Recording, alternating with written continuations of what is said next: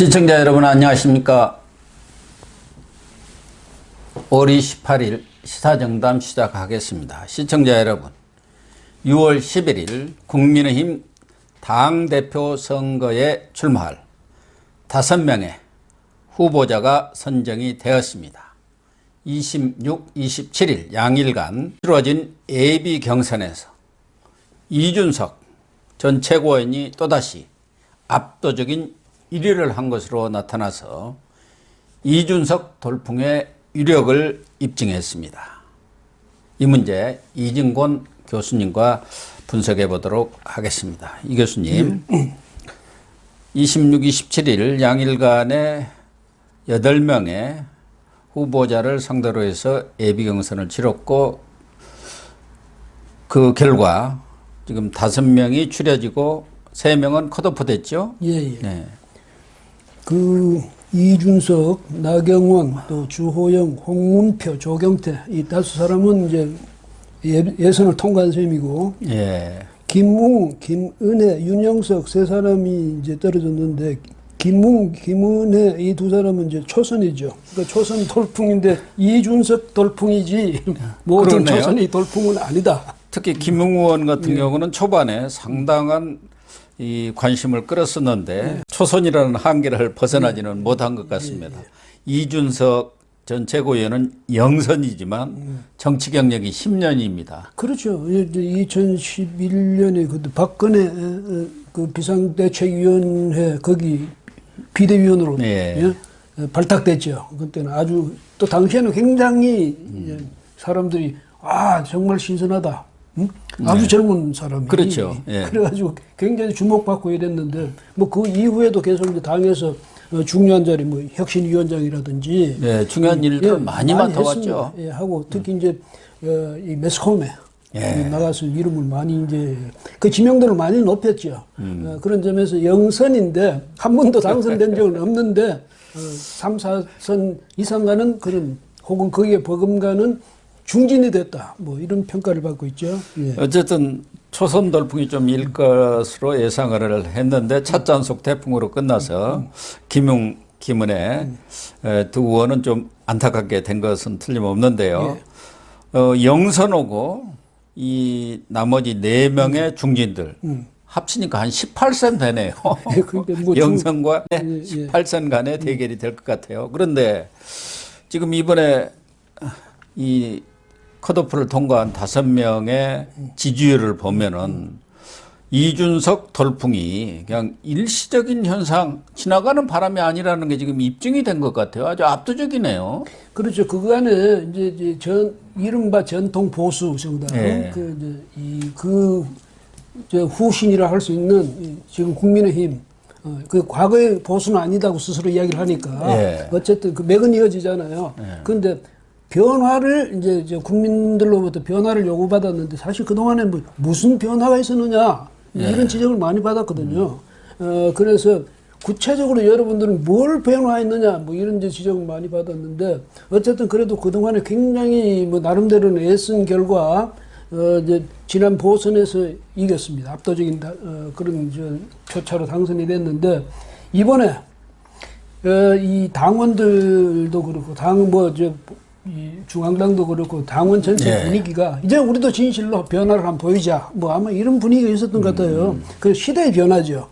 그런 변화가 지금 이 이준석이라는 사람을 압도적인 1위로 올렸다. 이 점에서 보면 이 변화가 그냥 하루아침에 말이죠. 하루 만에 뭐 기분 내키는 대로 감정적인 그런 변화가 아니라 당 저변에서부터 올라오는 어떤 변화의 요구 이것이 이런 식으로 이제 나타났다. 이렇게 볼 수가 있겠죠. 예.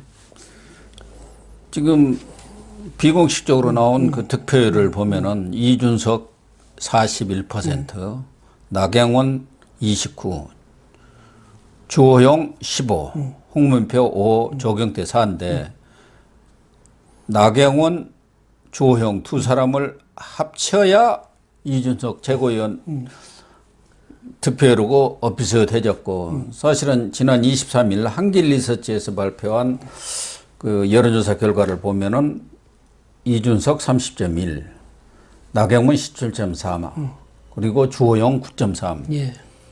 여기하고 지금 비슷해요. 예. 당신은 나경원, 주호영 두 사람을 합쳐도 지금 이준석 전 최고위원 한 사람을 당하지 못할 정도의 그런 지지율 격차를 보였는데 41%대 29. 이걸 보면은 뭐 이준석 최고위원이 상당히 압도적이다. 현재까지 수준은 그렇게 봐야 할 것 같은데요.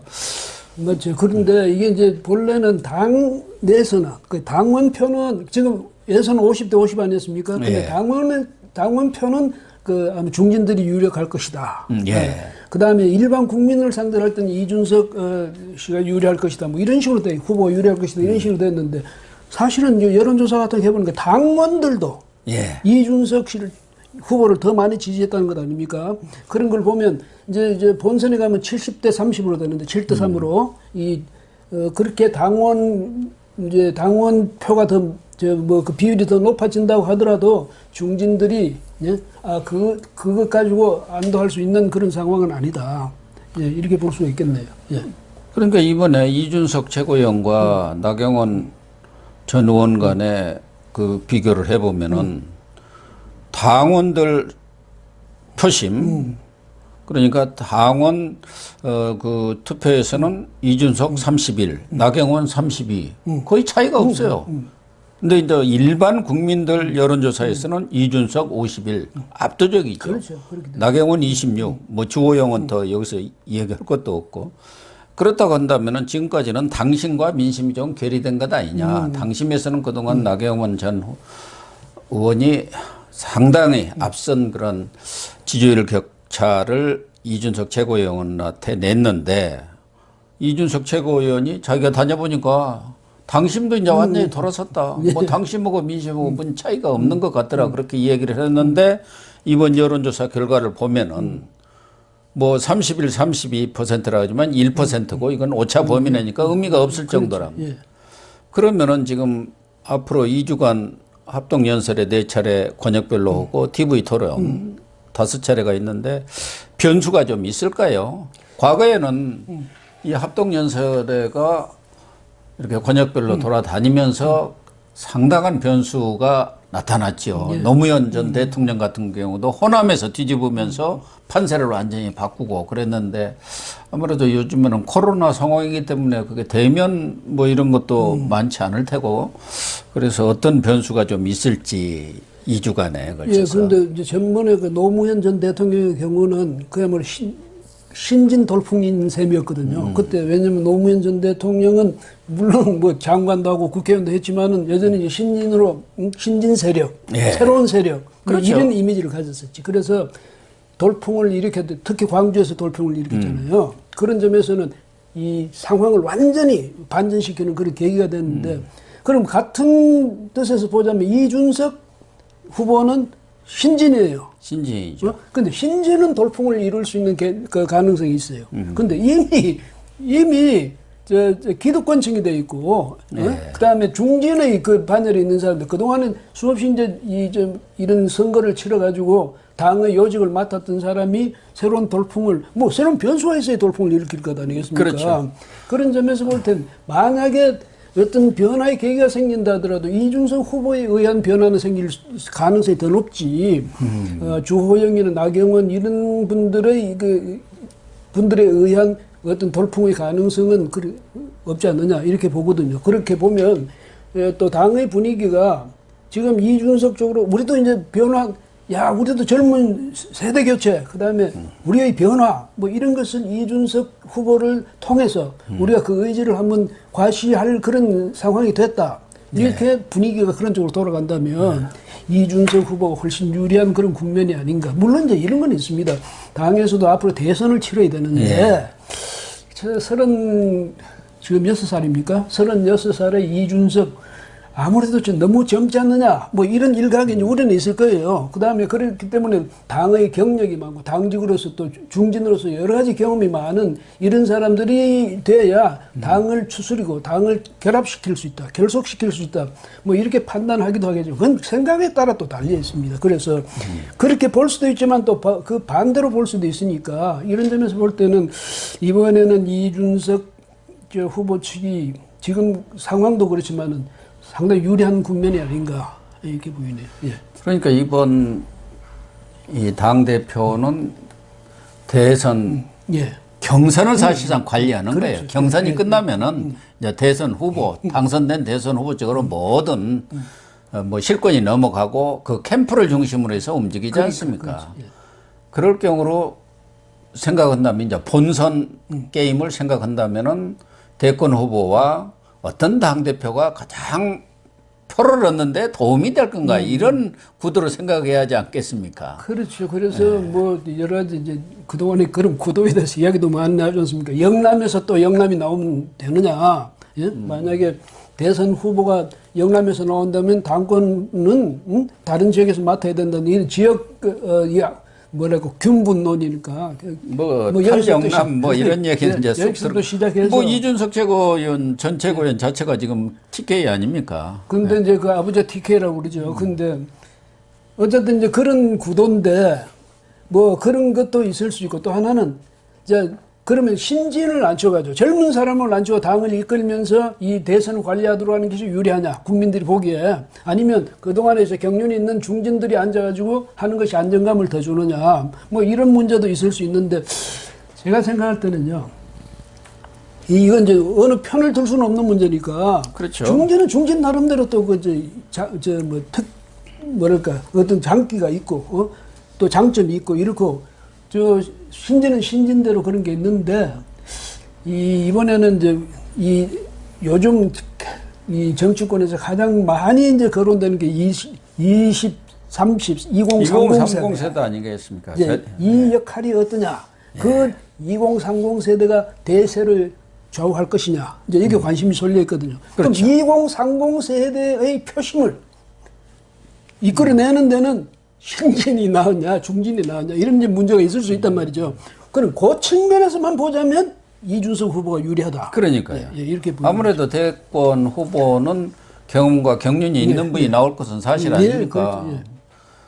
뭐 소장파가 우리나라에서는 아직은 대권 후보 나서기는 어려운 상황이고 지금 현재 돌아가는 판세도 마찬가지고 그렇다고 한다면은 당 대표 같은 경우는 2030 세대에 어필할 수 있는 사람이 나와가지고 우선 뭐 당권 누가 갖고 가느냐 이건 아무 의미가 없는 거예요. 본선에서 지면 무슨 소용이 있습니까? 그러니까 본선에 어떻게 하면은 더 세를 확장하고 많은 표를 끌어올 수 있느냐 그게 이제 필요할 것 같아서 아마 당심이 70%로 당대표 경선이 되지만 당심도 그런 전략 투표를 하지 않겠느냐 그런 그렇죠. 생각도 들어요. 예, 그렇죠. 왜냐하면 지금 그 고 교수 말씀처럼 국민의힘으로서는 뭐 절체절명의 과제가 뭡니까? 정권 그렇죠. 예, 그러니까 그런 점에서 당원들 생각도 바로 거기에 모아질 거거든요. 어떻게 하는 것이 우리 정권을 되찾는데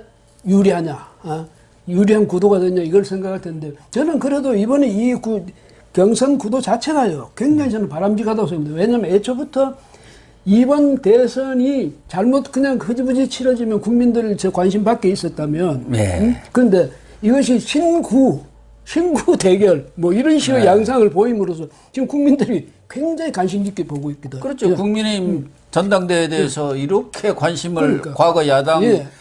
전당대회 뭐 전에 삼김 시절에나 그렇게 관심이 있었지. 최근에는 뭐 하든가 말든가 아이고 자기들끼리 뭐 집안 행사구만 되게 그랬지 않습니까? 예, 그래서 이제 이번에 그것 때문에 관심을 끌었다. 그것만 해도 이 흥행에는 성공했어요. 성공했는데 그거는 이준석만의 힘이 아니죠. 왜냐하면 주호영, 나경원 이런 중진들이 또 같이 뛰었기 때문에. 그런데 그렇죠. 이 점에서 저는 이제 나경원, 주호영 이 중진들이 이 후보들이 끝까지 예, 이 멋있는 그런 경쟁을 펼쳐줌으로써 그 자체가 자신이 당 대표가 되는 것도 의미가 있지만 자신은 이런 자기들이 나서가지고 같이 뛰어가지고 정말 이 경선을 말이죠. 모범적인 경선, 아주 역사적인 경선, 국민의 관심을 끄는 경선으로 만들고 그것이 자기 정권 창출의 바탕이 될 수 있도록 한다면 그 사람들도 나경원 후보나 주호영 후보의 그 기여도도 높이 평가될 수 있는 거거든요. 역으로 생각해도 마찬가지죠. 이준석 전 최고위원이 당 대표가 되든 안 되든 이런 바람을 일으켰다는 거. 그래서 국민의힘에 확 새로운 쇄신의 그런 기풍을 일으켰다는 거. 그것만으로도 큰 기여를 한 건데 소장파, 초선 이런 사람들은 단일화가 그냥 자연스럽게 돼버렸어요. 이준석 한 사람으로. 예. 나머지 두 사람은 진출을 못했으니까. 문제는 나머지 네 사람이 다 중진이요. 4선, 5선 예. 하는 중진들 아닙니까? 예. 그런데 이 사람들도 좀 단일화를 하려나요? 그렇지 않고는 이거 뭐 우리가 앞서 얘기했던 그런 것과 별개로라도 1대4가 안 됩니까? 그렇죠. 근데 이제 아까 그래서 제가 말씀드린 게 그건데 나경원, 뭐 주호영 또 이런 중진들, 홍문표 이런 중진들의 역할이 같이 또 우리 기득권 살리자, 우리 중진 세력 살리자 이래가지고 단일화 해버린다든지. 그럼 또 이래 되면 역풍불나나. 분위기가 또 이상하게 되거든. 그러면 국민들이 뭐야 쟤들 이렇게 될 거란 말이죠.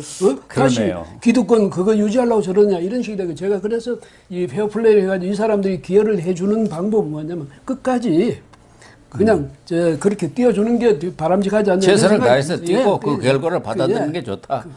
저는 뭐 이제 그렇게 생각하는데. 김문혜 의원이 단일화 이 문제를 얘기를 하니까 그건 낡은 정치 그렇죠. 문법이다. 이렇게 한마디로 딱 거절을 했던데 그 얘기가 맞는 얘기인 것 같습니다. 그래서 그렇게 좀 해주면 각자가 뛰어가지고 그 중에 하나를 뽑아주면 훨씬 분위기는 좋아질 거다 이런 생각이 들고 이건 뭐 옛날에 우리가 김영삼 전 대통령의 40대 기수론 뭐 당시 70년도 전당대회 그때 분위기 이거하고는 또 다르죠. 그때 대선 후보니까 지금하고는 좀 다르다지만 어쨌든 36살 된 그런 이준석 후보가 말이죠. 전통 보수 정당의 당 대표가 나와가지고 가장 지금 유력한 고지에 서 있다. 이건 옛날에 상상도 못할 상상도 못할 일이죠. 뭐 얼마 전까지도 상상도 못할 일이었죠. 그만큼 MB 박근혜 정권에서도 거의 뭐 이런 일이라는 것은 최고위원 되는 것만 해도 이야 대단하다. 그 젊은 나이에 그랬었는데 지금 이제 당 대표를 코앞에 두고 있는 그런 상황 아니겠습니까? 그런데 최근에 아무래도 이제 당권 경쟁이 가열되다 보면 네거티브 이런 선거전이 벌어지기 마련인데 뭐 개파 논쟁도 좀 있었습니다만은 뭐 탐욕스러운 선배니 심판을 받아야 한다 뭐 이렇게도 하고 또 중진들 중에는 또 찌질한 구태를 보이고 있다. 섬뜩한 적대감에 아주 놀랐다 뭐 이렇게 하면서 좀 험한 말들이 오고 가고 있네요. 그렇죠. 그런 분위기들은 역시 국민들의 기대에 찬물을 끼얹는다 할까 그런 느낌이 들거든요. 그런데 물론 이제 선거니까 경선이니까 검증은 돼야죠. 후보로서 검증은 돼야 되는데 이건 지금 이게 뭐 대선 후보로 야당의 후보를 결정하는 선거가 아니고 당 내에서 누가 더 앞으로 이 당을 화합시켜 가지고 이 대선이라는 그런 거대한 그런 만약에 전장에 나가는데 누가 이끌도록 하느냐 이제 이런 문제가 있는데 말이죠. 이럴 때 너무 지나치게 호비고 파고 이래가지고 그러니까요. 상처를 주게 되면 당이 분열되고 그런 갈등의 그런 골로 빠지면 안 되죠. 그래서 이번에만은 좀 성숙된 그런 자세를 보여줄 필요가 있고 그 점에 있어서는 지금 이제 다섯 사람 후보들 이 사람들이 앞으로 있을 그 본선 경선에 있어서는 정말 모범적인 그야말로 누가 더 역량이 있고 누가 더 지도력이 있고 누가 더 당을 화합시키고 결속시킬 수 있느냐 이 점에도 초점을 맞춰야지. 너 전에 뭐 했지? 너 가만 보니까 누구 패던데? 누구 너 때문에 누구 지시를 받는 거 아니야? 뭐 이런 식으로 가면 국민들한테서 또 국민들이 등을 돌리게 되거든요. 근데 이준석이 돌풍이 국민의힘뿐만 아니라 정치권 전반 특히 민주당에 대해서도 상당한 지금 충격으로 오고 있는 것 같아요. 물론 정청래 의원 같은 경우는 그 이준석이 되면 이제 국민의힘은 막아는 거야. 없어질 거야 했지만 그건 하나의 공포감 안 됐으면 좋겠다. 그런 뜻이 사실은 공포감, 불안감이 담긴 것 아닌가 하는데 이낙연 전 대표는 아주 직설적으로 오늘 얘기를 했다고 하더라고요. 어느 인터뷰에서 보니까 이거 일시적 바람이 아니다. 어떻게 보면은 사회 현상이다. 그래서 여권서도 서둘러 이런 현상에 대해서 받아들이고 거기에 대한 대응책을 세워야 한다. 특히 청년층을 위한 어떤 그런 대책 그런 부분에 대해서 당이 빨리 안을 내놔야 한다. 그리고 청년의 욕구 분출 이런 부분에 대해서 실체 있는 현상으로 보고 대응을 해야 한다. 이렇게 아주 상당히 심도 있는 반응을 보였어요. 예, 근데 지금 말씀하시니까 근데 민주당으로서는 정말 이번에 아주 충격이었을 거예요. 왜냐하면 미리 뽑아놨거든 이미 송영길 대표하고 미리 예. 뽑아놨는데 저 국민의힘이 뒤에서 하면서 완전히 뒤집어놨거든 상황을. 그래서 무슨 문제가 있냐면 뭐 저 정세균 전 총리 같은 경우는 장유유서가 있다든지. 장유유서에다가 그러니까 젊은이들 완전히 본전도 못 그러니까 장유유서 그런 소리 어딨냐 이거고. 이낙연 전 대표가 이건 뭐냐면 이제 이 청년들을 배려하는 청년들에게 뭐 역할을 주는 뭐 이런 이제 청년 정책 이걸 펴자 이런 식으로 이야기하는데 청년들이 이미 거기서 하나 더 나갔어요. 뭐냐면 우리는 누구의 배려를 받거나 그럴 이제 대상이 아니야. 우리가 주도하는 대상이야. 이런 식으로 이제 상황이 바뀌어갔단 말이죠. 그 젊은 사람들이 이제 저 민주당이나 정권 측에서 너희들을 위해서 뭐 50만 원 줄게 뭐 해줄게 웃기지 마세요. 이제 우리가 상황을 주도하고 우리가 역사를 이끌어 갈 겁니다. 이런 상황까지 가 있는 게 이게 이준석 효과야. 그래서 그 점에서 볼 때 민주당이 굉장히 곤혹스럽지 않느냐. 왜? 장유서도 이제 안 통하고 뭐 배려도 안 통하고 그럼 이제 여기도 민주당을 주도 세력을 내세워야 될 텐데 지금 민주당 분위기가 안 그렇거든. 그렇습니다. 과거에는 뭐 민주당이 진보 개혁 세력을 자처하고 또 그것을 자기들의 트레이드 마크로 내세우면서 2030의 지지를 받았는데 지금 2030들이 다 등을 돌리고 있지 않습니까? 특히 문재인 정부는 이런 부동산 정책이라든가 여러 그런 뭐 실업 대책 이런 부분에 있어서 실정을 거듭하면서 청년들이 완전히 지금 절망감, 박탈감에 사로잡혀 있는 그런 상황입니다. 그걸 해결해 주를 전혀 못하고 있기 때문에 2030들이 다 등을 돌린 것이고 그 결과가 지난 재보선에서 나타난 거 아니겠습니까? 그렇죠. 근데 배신당했다.